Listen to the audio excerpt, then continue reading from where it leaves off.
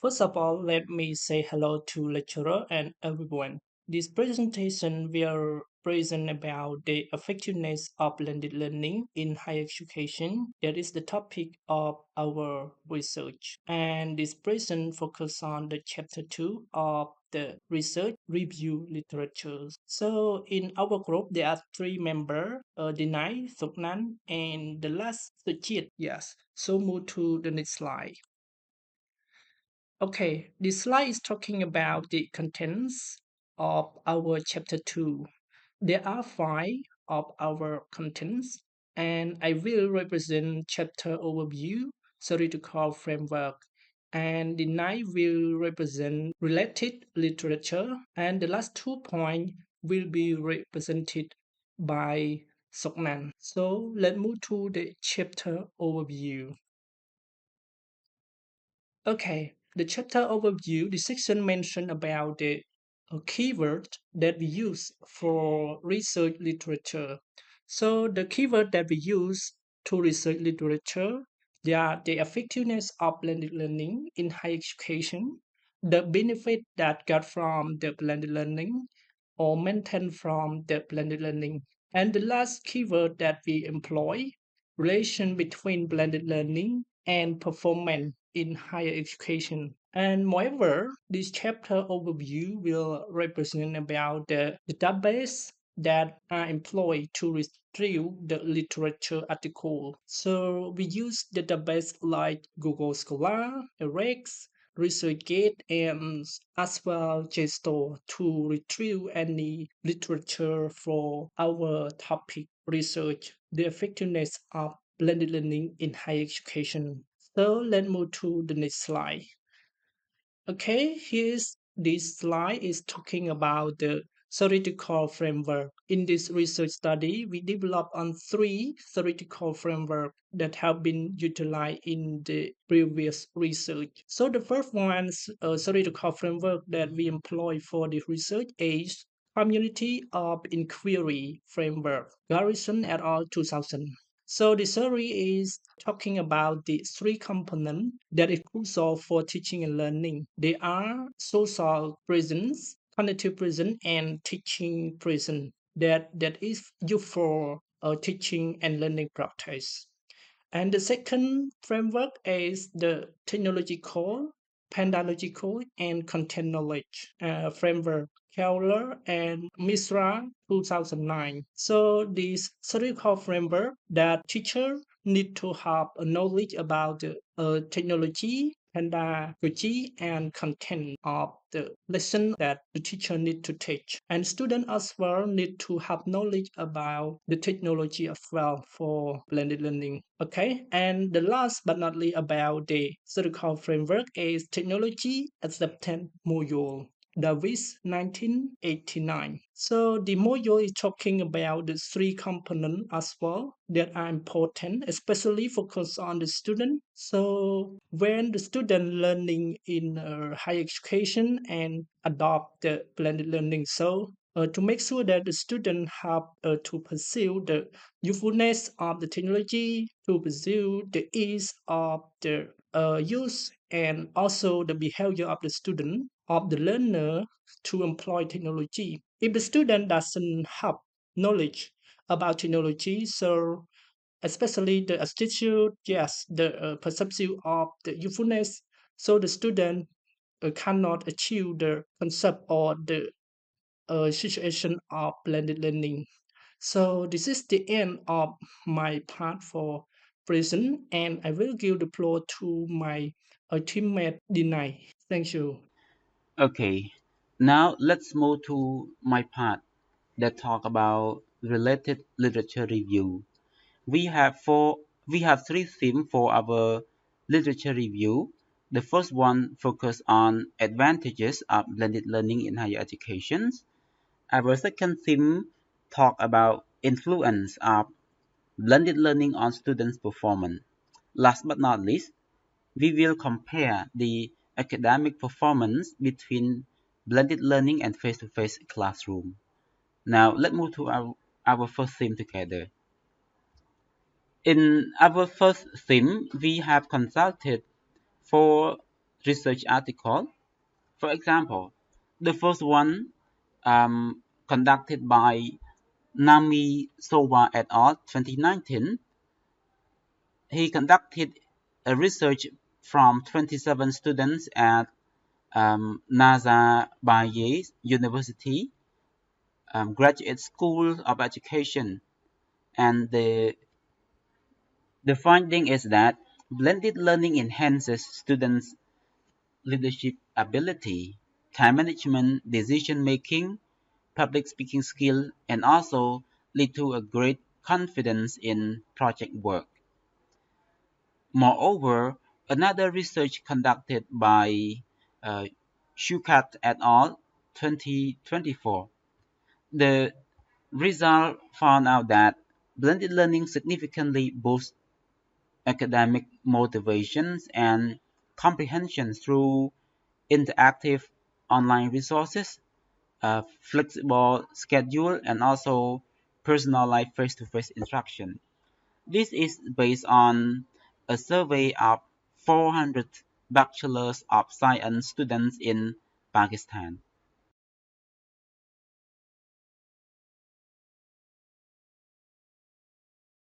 Similarly, Kobayashi et al. 2023 also found out similar result. This research found out that students who learn in blended learning tend to do better than those who live in um, face-to-face classroom in terms of practical tests and also student certifications. And finally, Adam et al. 2020 also conduct a research in Ghana's college in one university, and the sample for this research consists of 80 students and 19 teachers. And the result found out that blended learning provides many benefits for both teachers and students. For example, teacher will receive personalized, personalized professional development, reduce isolations, increase collaboration, and improve efficiency. Moreover, for students, students will receive greater autonomy, self-advocacy, and also the ownership of their learning process as well. For our second theme, we have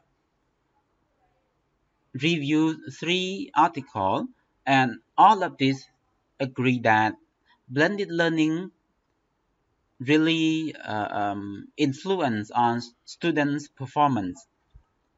For example, you et al. 2023, um, they conduct a research from 30 freshman students in Shuku Vocational and Technical College, Henna Province. The result revealed that um, student learning achievement and desired characteristics behavior have been significantly improved by learning in blended learning. Additionally, JNR 2024 also found similar results. This is conducted from 330 students at the government politics in Karnataka, India.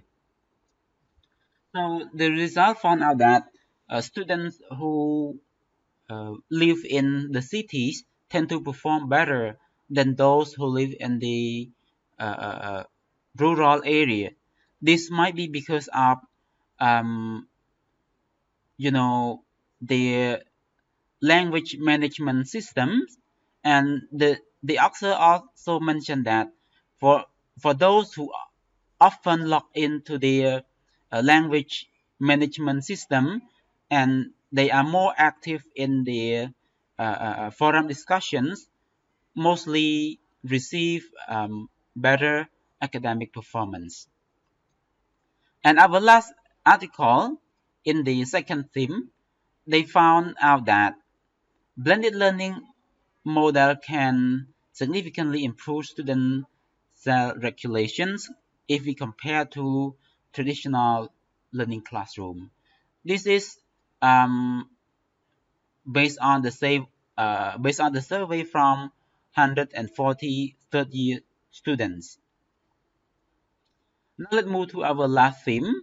Our last theme talk about the comparisons between academic performance from blended learning and face-to-face classroom.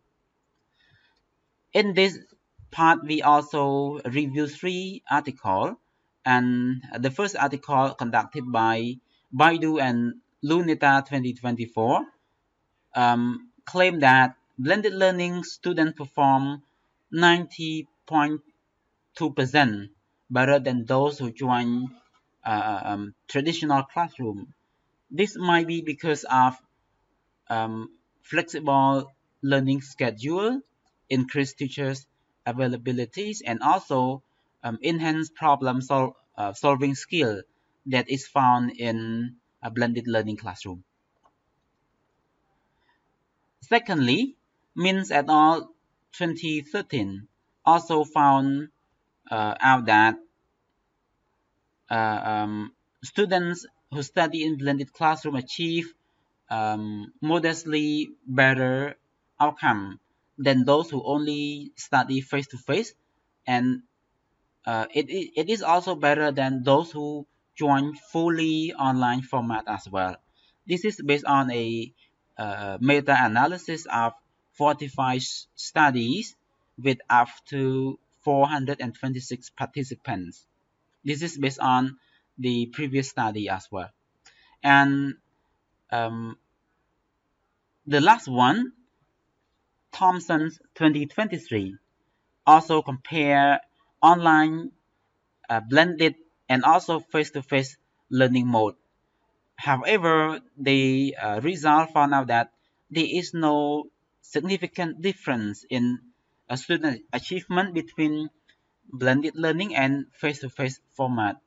But it is showing that the result is contrasted from what we have found out earlier, because Thompson claimed that students who learn in a face-to-face classroom tend to do slightly better than those who join blended learning. So this is all from my part. Thank you so much, and let's move to my teammate. Thank you.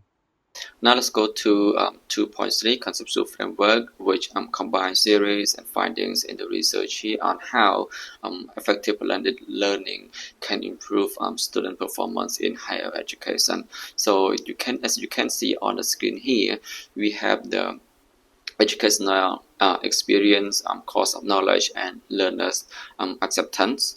So when we talk about educational experience, is the central element that connect to both to course of knowledge and learners' acceptance, and the interconnections among these three elements can create a system that when functioning well, so can produce when when these three links together well, they can produce the effectiveness of blended learning. So this framework highlights the importance of integrating knowledge, fostering learners' acceptance, and also understanding the relationships among these components. So here the conceptual framework that can guide us on how the effective blended learning can improve student performance in higher education. And now let's go to Bong.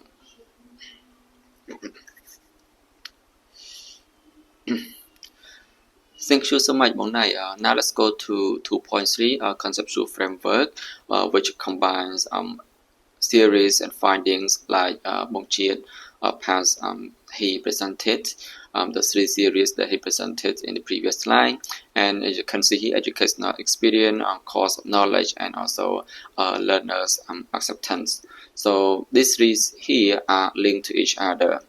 And educational experience here is the central element that connect to both course of knowledge and learners acceptance. And when the interconnections among these three elements can create a system that can function well. So when these three can connect or they are linked to each other very well, they can produce the effective of blended learning. And also, this framework highlights the importance of integrating knowledge, fostering learner acceptance, and understanding the relationships among these components. So here the conceptual framework that can guide us, that can lead us to on how the effective of blended learning can improve student performance in higher education. Now let's go to the next one. It's about chapter summary. So in this chapter, the blended learning in higher education here, we start the chapter by explaining on how we found and selected the articles that we reviewed, and also we also discussed three important series that helps understand the effective of blended learning. Like Bojit mentioned, we have community of inquiry that CR. So this focuses on creating meaningful learning experience through interactions. And the number two is technological, pedagogical and content knowledge, TPAC. So this is highlights the needs for teachers to understand the technology and teaching method and also the subject contents. And the last series is technology acceptance model, TAM. So this is the way that we can look at how people accept and use new technology. The next one, with the literature review part, we identify three key areas related to this equation. The first one is the benefits of blended learning. The second one is how students perform in blended learning. And the third one is a comparison between blended learning and traditional face-to-face instruction. So last but not least, and the last part that I just presented at the moment, we present the conceptual framework that combines this series and findings that we mentioned at the moment, and to guide the research on how the effective blended learning is improving student performance in higher education. So yeah, that's all for our presentation. Thank you so much, lecturer, for paying time to listen our and to watch and listen to our presentation, and also giving us the meaningful feedback that we can improve for the next future. And here are some references that we have used, and actually we have more in our text in our file, and these are just combined sums only. So thank you so much.